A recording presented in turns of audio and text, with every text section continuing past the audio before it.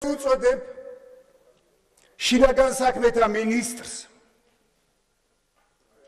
ხშირად ჩაატაროს რეიდები ისევ და ისევ დამნაშავე ნაციონალების დასაცავად სადმე არ გადაგეყარონ ნამუსახდილი დაჩმორებული ადამიანები და არ იხმარონ თქვენი სიმბოლო ცოცხი და დუბინკა გიორგი ბარამიძეს გულწრფელად მინდა უთხრა მე ჩემს კუთხეს ძალიან კარგად ვიცნობ ნუ ბლატაობ შეჩმორო ძალიან გთხოვთ გამორთეთ მიკროფონი შენი გამორთეთ მიკროფონი სიწყნარე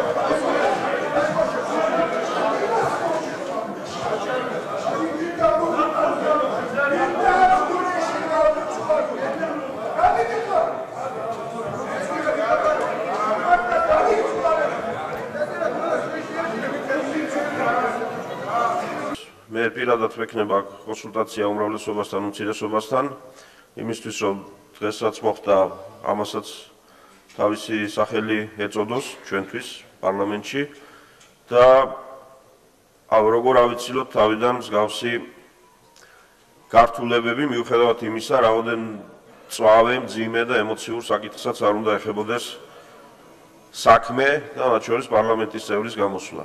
და ამ ვითარებაში რა თქმა უნდა სერიოზულ მსჯელობას და კამათს პროფესიულს, ნორმალურს, კოლეგიალურს ჩვენ ვერ მოვახერხებთ.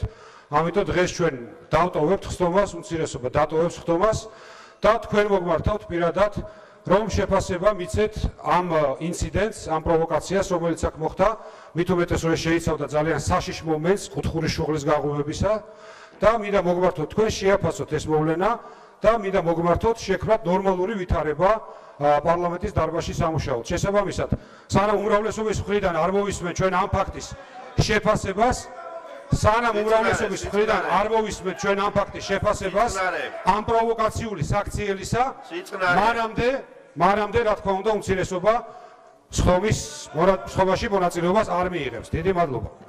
სიწყნარე დარბაზში. სიწყნარე დარბაზში.